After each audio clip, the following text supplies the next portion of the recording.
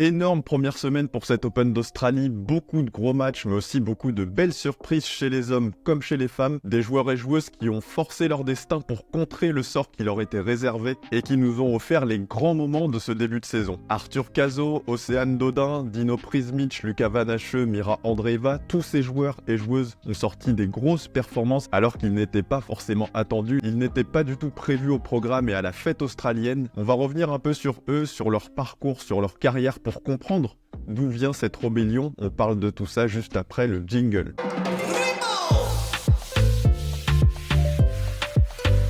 Avant d'attaquer, un petit mot sur le sponsor qui nous accompagne durant toute cette quinzaine, Parions Sport, qui te permet de parier sur toute la quinzaine, sur plein de paramètres, sur plein de matchs. À noter que le pari, c'est une activité responsable, c'est interdit aux moins de 18 ans. Ne parie surtout pas de l'argent que tu n'as pas. Et avec le lien qui est juste en dessous en description, t'as juste à t'inscrire. Et lors de ton premier pari, t'es remboursé jusqu'à 100 € en free bet. Donc imaginons que t'aies envie de mettre 50 € sur Arthur Cazaux qui va jouer contre Umberto Catch. Même si Cazaux perd, tu récupéreras ces 50 € en free bet, donc il n'y a pas grand chose à perdre, c'est très très intéressant et surtout on remercie Parions Sport pour nous accompagner durant toute cette Open d'Australie. Allez, on attaque. Première joueuse, Diana Yastremska, elle a 23 ans, elle est ukrainienne, 93e mondiale, elle a remporté 3 titres sur le circuit principal et elle nous fait un tournoi assez fou. Un parcours exceptionnel sur cette Open d'Australie, elle sort des qualifs avec que des matchs en 3-7 et quand elle affronte Vondrousova au premier tour, donc très mauvais tirage, elle a déjà 6 heures de jeu et malgré ça elle bat pas, elle éclate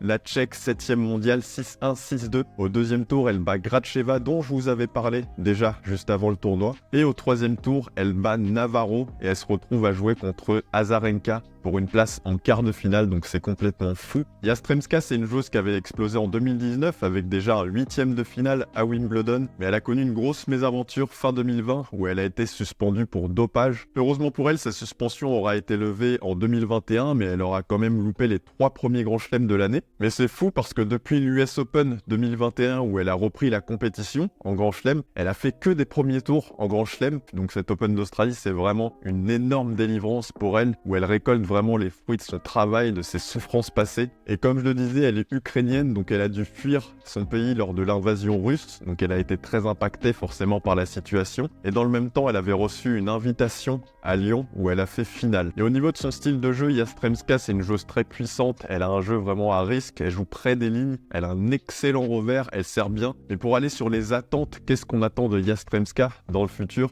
Ça va être dur, à mon sens, d'aller gagner un grand chelem face à des joueuses qui sont plus régulières. Elle peut peut-être faire un coup à la Ostapenko à Roland-Garros en 2017 ou lors d'une quinzaine, si tout passe, effectivement, elle peut battre n'importe qui. Mais à long terme, je pense pas qu'elle puisse être une top 10 régulière. Mais bon, on sait jamais, on va continuer de la suivre. Deuxième profil, et c'est un joueur, Tomas Mačák, 23 ans, il est tchèque, 75e mondial.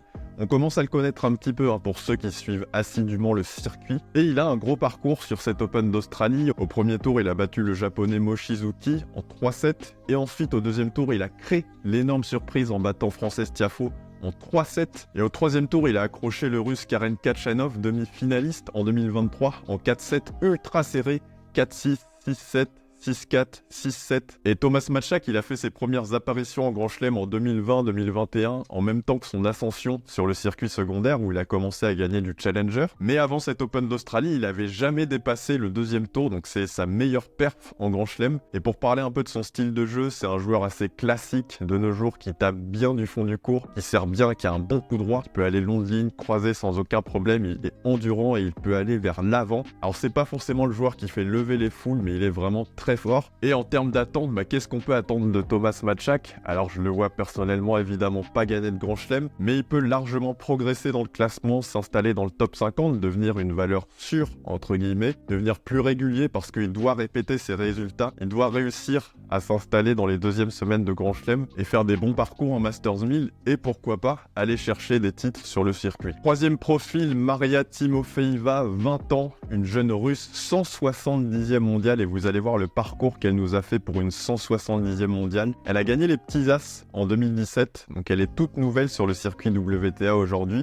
mais elle est très très prometteuse parce que la première fois qu'elle est entrée dans un tableau principal, c'était en tant que lucky loseuse et elle a gagné le tournoi, c'était à Budapest l'année dernière. Donc c'était une perf juste exceptionnelle. Malheureusement, en fin d'année, elle s'est blessée au pied, mais apparemment, à en voir son parcours à l'Open d'Australie, elle a bien récupéré, étant donné qu'elle est sortie des qualifs plutôt facilement. Et ensuite, elle a battu Alizé Cornet au premier tour, elle bat Wozniacki au deuxième tour, et Haddad Maia au troisième tour pour ne perdre qu'en huitième de finale contre Kostiuk. Donc c'est un parcours énorme pour une 170e mondiale, 20 ans. Alors c'est encore très tôt pour dire si elle va faire une grande carrière, mais elle a des sacrées armes à faire valoir. C'est une guerrière, elle est résistante à l'effort, elle est forte des deux côtés, elle a un énorme mental parce qu'elle aurait pu craquer contre Haddad Maia quand il fallait finir, elle a eu du mal, elle s'est fait débreaker, mais elle a tenu, et elle a réussi à finir. Et franchement, elle a le tennis qu'il faut pour performer, donc pourquoi pas rêver et la voir vite dans le top 100, et pourquoi pas beaucoup plus, top 50, top 20, et aller chercher pourquoi pas des gros titres. Quatrième profil, Lukas Klein, 25 ans, il est slovaque et 163e mondial, c'est également un nouveau sur le circuit ATP, il a remporté 9 titres sur le circuit secondaire, dont 3 challengers. Pareil, c'est pas facile d'entrevoir ce que sera sa carrière au final, mais il a quand même montré des signaux très positifs sur cet Open d'Australie, étant donné qu'il est sorti des qualifs, et il a battu Kwon au premier tour, et il perd contre Zverev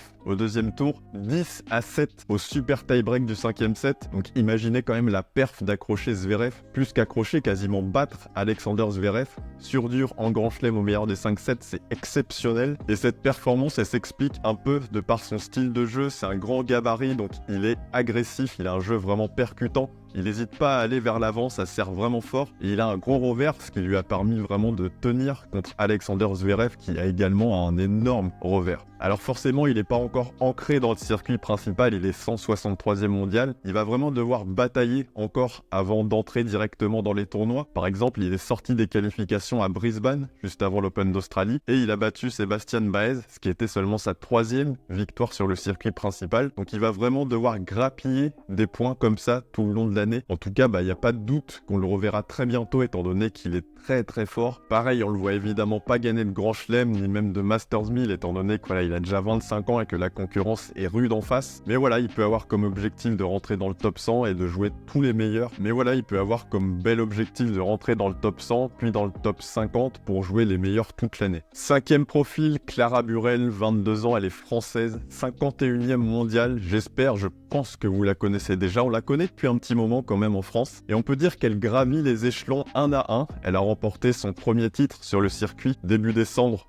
c'était à Angers. Et là, elle est à la recherche d'une deuxième semaine en Grand Chelem, c'est sa prochaine target. Et elle a failli réussir à Melbourne. Elle s'est inclinée au troisième tour contre Océane Dodin, dont on va toucher 2 mots juste après. Clara Burel, elle s'est offert au deuxième tour Jessica Pegula, tout simplement. Donc c'est la plus grosse performance de sa carrière. C'est sa première victoire contre une top 10 et même une top 5, étant donné que Pegula est 5e, elle l'a battu 6-4, 6-2. Et au niveau de son style de jeu, elle est assez complète. Elle bouge bien, elle est solide, en coup droit comme en revers. Elle doit peut-être prendre un peu plus d'épaisseur au service et dans l'impact physique qu'elle met dans son jeu. Et en termes de potentiel, elle peut aller très loin. Elle est déjà quasiment top 50, elle a que 22 ans. Je pense qu'elle peut devenir tête de série en Grand Chelem vraiment à moyen terme. Et elle peut rentrer et s'installer dans le top 20 à long terme. Alors est-ce qu'elle va gagner un Grand Chelem? C'est très tôt pour le dire, ce serait dingue. Elle a que 22 ans, elle a le temps. Mais vraiment, si elle fait les efforts sur le long terme en progressant notamment au service, je pense qu'il n'y a plus de limite. On connaît la volatilité du circuit féminin. Et même si en face, la concurrence est rude, avec des Coco Gauff, Rybakina,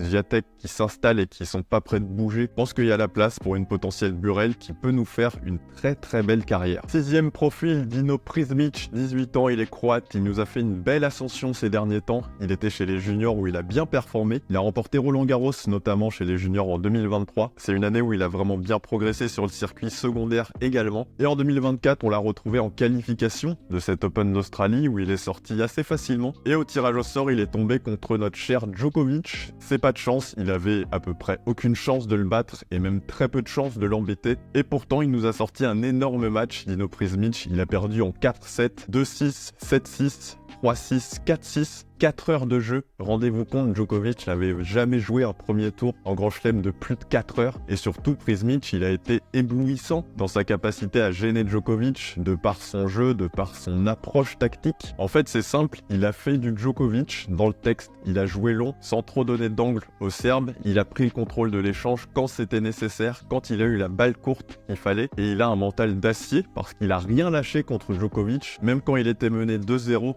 au 3e set, même quand il était mené 4-0 dans le 4e set, il est revenu et au final Djokovic s'est imposé, mais il a été acclamé par la foule et par Djokovic lui-même qui a été scié en deux par la performance du Croate. Et franchement, ça promet du très très lourd. Il n'a que 18 ans. Pour les attentes autour de Dino Prizmic, c'est vrai qu'elles sont élevées. Il nous a fait forte impression. Il va falloir forcément qu'il continue à progresser, qu'il continue à faire ses armes, même si elles sont développées. Et voilà, c'est qu'une question de temps. Je pense qu'il va rentrer tout doucement dans le top 100. Et après, il va jouer les meilleurs. Il va s'acclimater au plus haut niveau et à l'exigence du circuit principal et des tout meilleurs. Mais je pense qu'il a vraiment une très très belle carrière devant lui. C'est un potentiel vainqueur de gros tournois, de Masters 1000, après avoir s'il arrivera à se fondre dans la concurrence, dans le top 10. Mais en tout cas, c'est une très très belle carrière pour Dino Prizmic à venir. 7e profil, Linda Noskova, 19 ans, elle est tchèque, elle est 50e mondiale. Elle nous a fait un parcours de dingue à l'Open d'Australie puisqu'elle a battu Bouskova au premier tour, Kessler au deuxième tour et au troisième tour, la numéro 1 mondiale, Iga Swiatek, alors qu'elle était menée 1-7-0. Mais elle a su prendre le meilleur contre Swiatek qui n'a pas été rayonnante, surtout dans la seconde partie du match. Et Noskova, elle nous a sorti quand même une performance de dingue et ça confirme finalement son début de saison puisqu'en 2024 elle est à 7 victoires pour une défaite. Elle a fait une demi-finale à Brisbane où elle a battu notamment Babos, Cirstea, Riera et Andreeva dont on parlera juste après, avant de perdre en demi-finale contre Rybakina. Noskova, on l'a vu sur le circuit principal en 2022 avec ses premières apparitions à Roland-Garros où elle perd au premier tour contre Raducanu et à l'US Open où elle perd contre Bouskova. Et en 2023, elle nous fait une très bonne année de progression. Elle fait 2 finales sur le circuit, dont une à Adélaïde où elle bat notamment Kasatkina, Azarenka et Jabber. Donc ça annonçait déjà des très très belles choses de la part de Noskova. Et une autre finale dans son pays natal à Prague. Elle est toujours à la recherche de son premier titre et vu son niveau de jeu, ça devrait tomber dans pas très longtemps. Et au niveau de son style de jeu, c'est méga solide. Elle est très très mature pour ses 19 ans, elle sert très bien. Elle se procure une deuxième balle souvent très facile où elle peut terminer. Elle retourne bien, elle est exceptionnelle quand elle prend le contrôle de l'échange côté revers. Elle la met à peu près où elle veut et je pense qu'elle fait partie des futures prétendantes à un grand chelem. Elle va continuer de progresser, elle va continuer de monter au classement. Mais regardez ce qu'elle fait déjà alors qu'elle vient juste d'arriver, c'est assez dingue. Avec ce brin d'innocence, mais elle est tellement prometteuse et je pense vraiment qu'elle est capable de s'installer durablement dans le top 20, voire le top 10 et d'aller titiller les Swiatek comme elle vient de le faire à certains moments, Sabalenka, les Goff, pour vraiment s'installer dans un peloton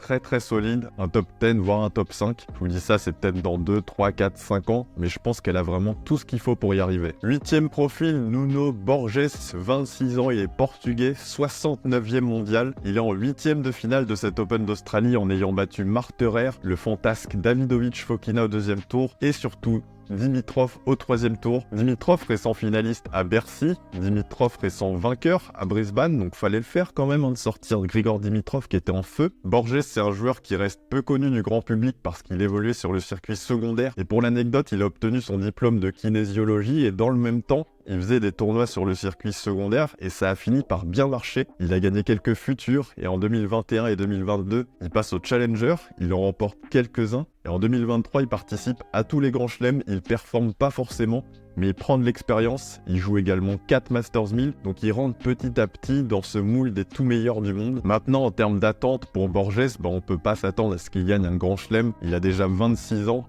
Il est plutôt jeune, mais voilà, il peut peut-être s'immiscer dans le top 50, c'est complètement faisable, et faire quelques coups, quelques gros coups dans l'année, j'entends par coup, des 8e, des quarts de finale en Grand Chelem, pareil en Masters 1000, faire des gros parcours, je pense qu'il en est bien capable, mais voilà, je pense qu'on n'attend pas forcément d'aller en demi-finale de la part d'un Nuno Borges, plus de faire quelques coups, de montrer un niveau de jeu solide et régulier tout le long de l'année, pourquoi pas rentrer dans cette sphère du top 50 et de devenir très solide à long terme. 9e profil, et on va parler d'Océane Dodin, 27 ans, elle est française, 95e mondiale. Je pense que vous la connaissez au moins de nom. Et là, elle est en fusion sur cet Open d'Australie parce qu'elle bat la chinoise Ling Zhu au premier tour, ce qui est déjà une performance pour Océane Dodin. Elle bat Trevisan au 2e tour et Clara Burel au 3e tour. Le tout sans perdre le moindre set et en affichant une sérénité et une confiance dans son jeu qui fait vraiment du bien à voir. Et elle a réussi tout ça grâce à son style de jeu où elle est très agressive. Elle n'hésite surtout pas à aller vers l'avant. Elle est entreprenante, elle monte à la volée. Elle peut faire le jeu des deux côtés et tout ça la rend vraiment dangereuse sur dur. Mais c'est aussi un jeu à risque qui peut lui faire commettre pas mal de fautes, mais en ce moment, ça paye plutôt très bien et elle en profite parfaitement sur ce tournoi. Et Océane Dodin, comme je l'ai dit, on la connaît depuis un petit moment. Elle a commencé les Grands Chelems en 2015, année où voilà, elle monte, et en 2016, elle gagne son seul titre jusqu'à présent, alors qu'elle était 132e mondiale. C'était au tournoi de Québec. Et depuis, il y a eu des hauts, il y a eu des bas. Et on peut dire que cet Open d'Australie, c'est peut-être le plus grand haut de sa carrière. 8e de finale en Grand Chelem. On a du mal à se rendre compte ce que ça signifie pour elle, pour une joueuse qui a eu du mal à exploser. Parce que mine de rien, elle a 27 ans. Donc elle arrive dans une phase de sa carrière où physiquement, ça va commencer tout doucement à décliner. Elle a encore évidemment de très belles années devant elle. Mais voilà, le temps est compté et atteindre son meilleur résultat aujourd'hui, ça doit lui faire un bien fou. Pour la suite, qu'est-ce qu'on espère pour Dodin tout en étant réaliste? Déjà, on peut imaginer une belle saison 2024, une montée au classement, continuer à jouer les meilleures joueuses du monde, c'est comme ça qu'elle va prendre le rythme. Aller chercher un Grand Chelem, on n'y croit pas, mais faire des beaux parcours en Masters 1000 avec peut-être un autre titre, là on y croit complètement et je pense qu'elle est complètement capable de le faire si elle continue de jouer comme ça, avec un jeu très percutant qui fait mal à beaucoup de joueuses sur le circuit. 10e profil, Lucas Van Hache, 19 ans, français, il est 79e mondial. Et lui aussi, il nous a fait très plaisir durant cet Open d'Australie. Il a atteint son premier 3e tour en Grand Chelem en battant Duckworth et Musetti, les deux en 5-7, deux énormes combats, on l'attendait pas du tout à ce niveau-là. Et Lucas Van Hache, c'est un des jeunes talents les plus prometteurs de cette nouvelle génération en France, avec Arthur Fils évidemment. Van Hache, il a gagné Roland Garros en junior en 2021. Et cette année 2021, elle est déterminante dans sa progression, dans sa carrière, étant donné qu'il finit 2020 au-delà de la 1500e place mondiale, donc c'est normal, il passe professionnel, il passe numéroté. Et en 2021, il finit l'année 513e mondiale. Et en 2022, il finit l'année pas loin du top 100, en remportant notamment son premier tournoi en Challenger. Donc c'est une ascension quand même fulgurante, passer de 1500e mondiale à l'année d'après, 513e à l'année d'après, quasiment top 100, c'est remarquable. Et en 2023, il a surfé sur cette confiance en regagnant 2 challengers et il a fini l'année dans le top 100, donc c'est vraiment un aboutissement étant donné que maintenant il peut jouer tous les grands chelems. Et au niveau de son style de jeu, c'est un guerrier du fond du court, il est régulier, il joue bien des deux côtés. C'est un petit gabarit, donc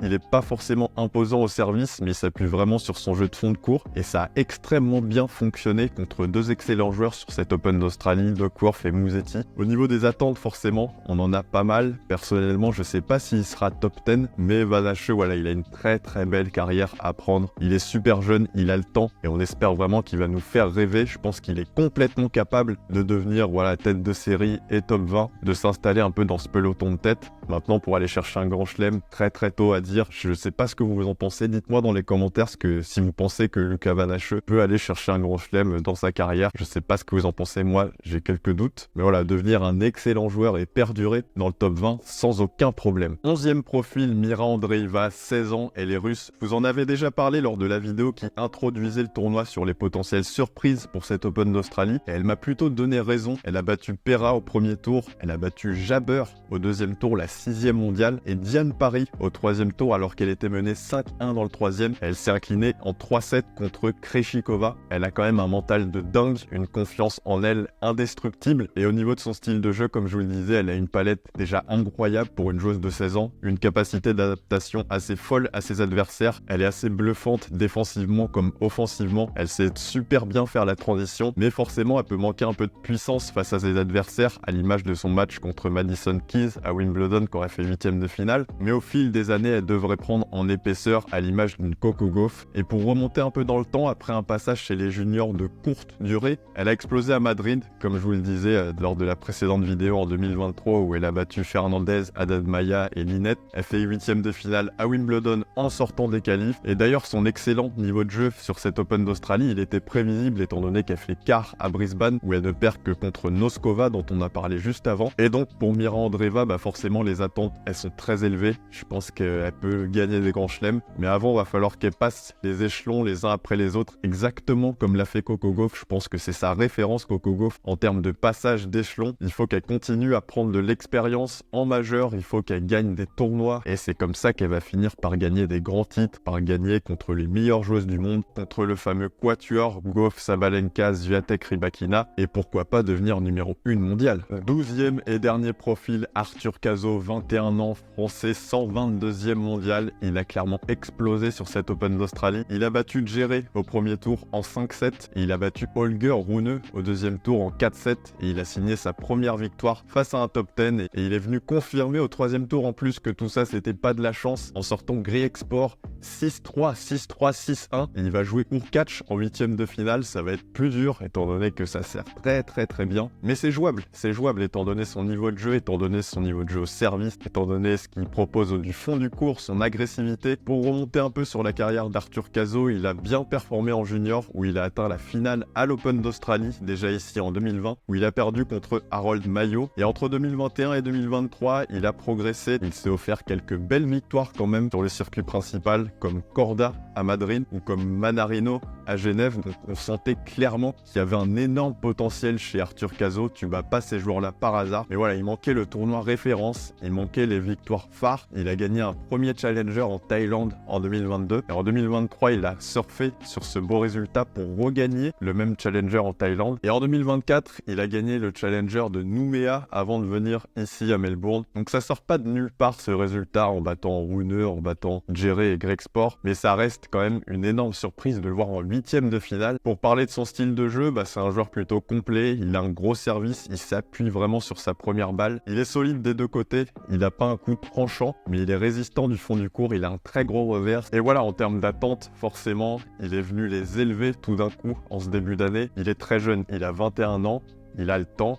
Mais voilà, il va rentrer dans le top 100 et il va commencer à jouer les tout meilleurs très vite. Il a déjà très bien commencé en jouant Rune. Mais c'est comme ça qu'il va progresser. Puis maintenant, il n'y a pas de limite. Gagner des titres, faire des deuxièmes semaines, devenir tête de série en Grand Chelem le plus vite possible, comme Arthur Fils, puis devenir top 20 et voilà, gagner des tournois, continuer à jouer les tout meilleurs, continuer à jouer les Alcaraz, Sinner, Rune. C'est eux qui va se coltiner durant toute sa carrière, donc autant les jouer très vite pour prendre un peu la température, essayer de les battre le plus rapidement possible, et après voilà, gagner des 500, gagner des Masters 1000, et aller décrocher le Graal, on l'espère pour lui. En tout cas, dites-moi en commentaire quelle est la surprise qui vous a le plus marqué. Pour moi, ce sera du Arthur Cazaux forcément chez les hommes, et du Noskova potentiellement chez les femmes, et du Timofey Iva. Dites-moi en commentaire s'il y a d'autres joueurs et joueuses qui vous ont surpris durant ce tournoi. En tout cas, on se retrouve très vite pour une deuxième semaine qui s'annonce bouillante. On continue les lives à chaque fin de tour, donc ce lundi, ce mercredi, ce vendredi, et on commente la finale de l'Open d'Australie tous ensemble dimanche. Donc préparez les croissants, le petit café et on sera tous devant notre télé à commenter tous ensemble. Donc n'hésite surtout pas à nous rejoindre. En tout cas, on se retrouve très bientôt. Ciao!